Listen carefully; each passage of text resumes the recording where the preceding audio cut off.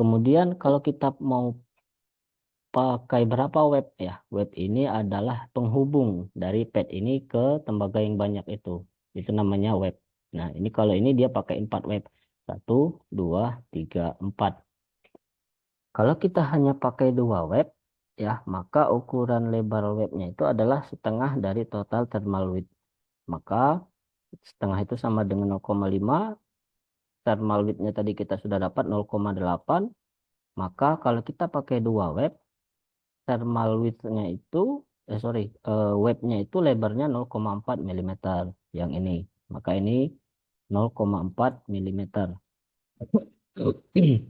Kalau kita pakai 3 web, itu maka lebar webnya itu adalah sepertiga dari total thermal width, ya, 0,3 kali 0,8, 0,27. Kalau kita pakai 4 web, maka lebar webnya itu adalah seperempat dikali total thermal width, yaitu 0,2. Maka kalau dari contoh ini, maka lebar webnya ini adalah 0,2 mm. Kalau yang pakai 2 tadi, webnya itu lebarnya 0,4 mm. Oke, nah kemudian di sini kita akan membahas tentang CTI atau koefisien thermal expansion. Mengapa ini perlu kita ketahui? Karena pada produk elektronika itu melibatkan beberapa macam material yang tergabung dalam satu PCB. Oleh karena itu, untuk material-material tertentu kita harus mengetahui koefisien thermal expansionnya berapa. Nah, CTE atau koefisien thermal expansion ini adalah seberapa besar perubahan fisik material terhadap perubahan suhu atau satuannya part per million per derajat Celcius. Oke, di sini saya berikan contoh komponen IC yang menggunakan bahan keramik atau package-nya atau kemasannya itu disebut juga dengan LCCC, ya. Nah, seperti kita ketahui, oke, sebelum kita masuk lebih jauh, mungkin saya perkenalkan konsep CTI ini ya. Jadi mungkin di saat SMK atau SMA sudah dipelajari bahwasannya ketika benda dipanaskan, dia akan memuai atau memanjang. Artinya, benda tersebut jika dipanaskan, volumenya akan berubah, panjangnya, dimensinya akan berubah menjadi lebih panjang dan volumenya menjadi lebih besar ketika dia dipanaskan. Ketika dia didinginkan, sebaliknya dia akan mengerucut, yaitu material, kecuali air ya. Makanya ada sifat anomali air. Air itu jika dipanaskan dia akan memuai, ya, volume atau panjangnya itu akan semakin kecil, bahkan menguap, ya. Air itu kalau dipanaskan menguap, hilang dia.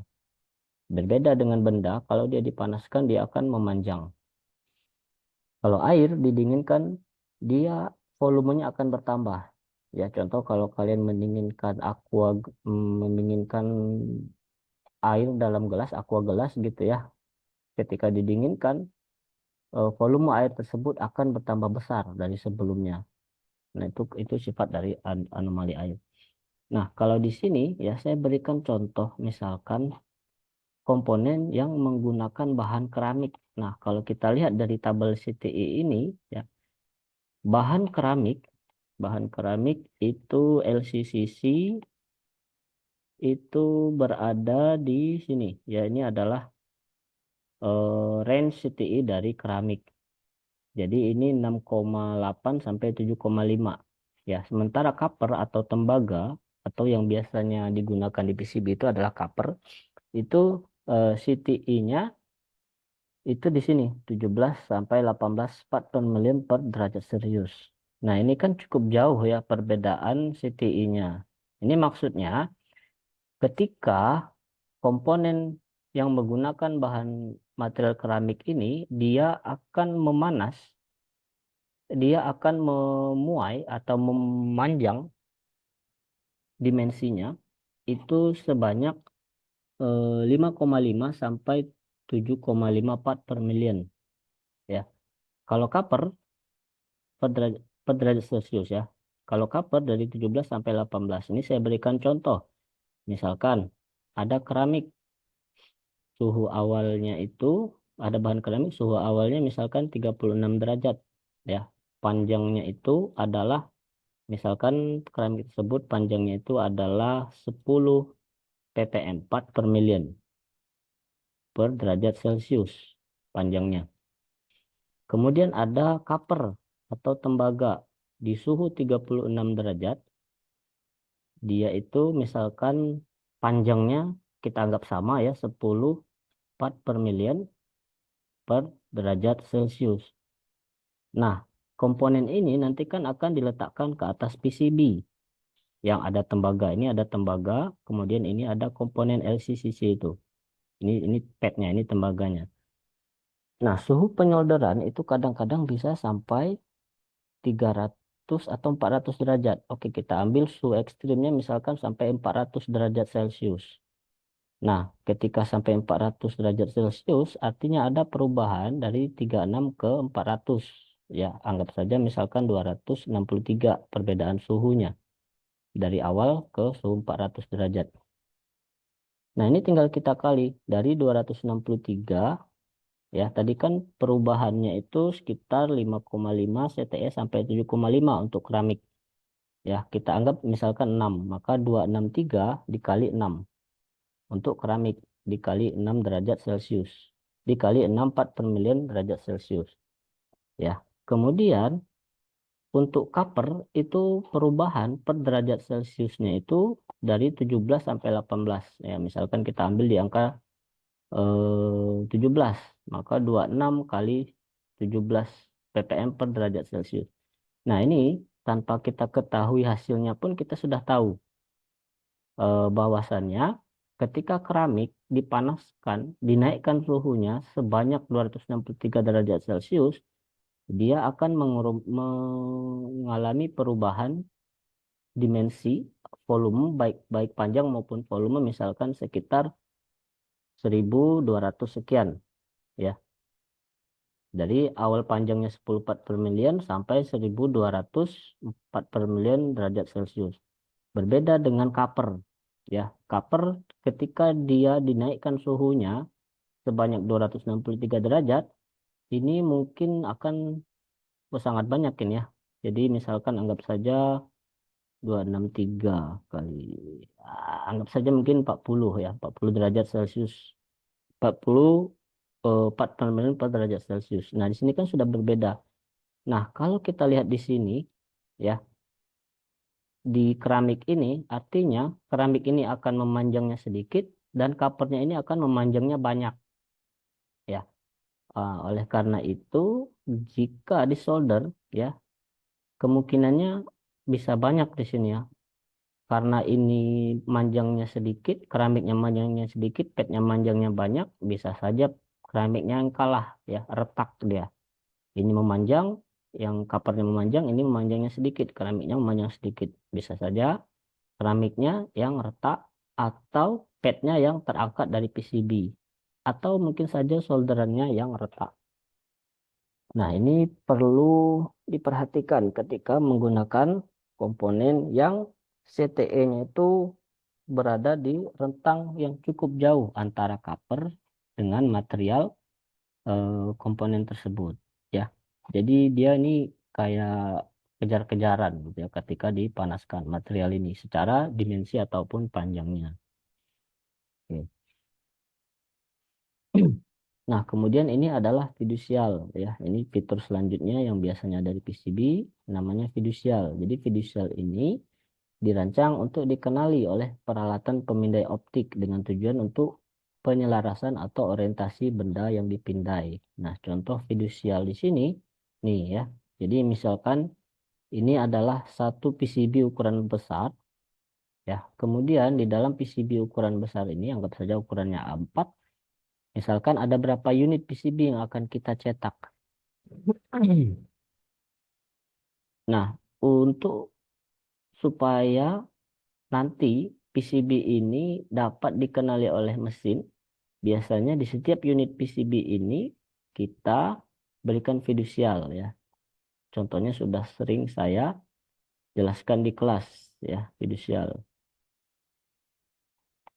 Kemudian mengapa fiducial ini kita gunakan? Nah, ini juga sudah sering saya bahas di kelas. Misalkan ada mesin yang menggunakan kamera ya untuk mendeteksi PCB. Nah, di sini ada conveyor, inletnya dari sini, ya, inletnya dari sini, kemudian outletnya dari sini.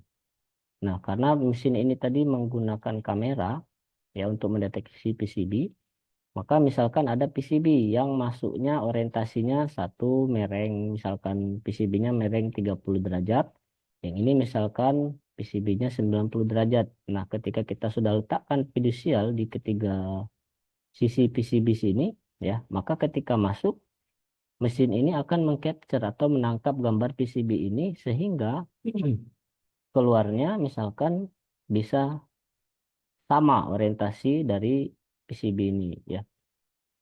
Jadi misalkan di dalam PCB, di dalam mesin ini ada mekanisme yang bisa merubah orientasi PCB.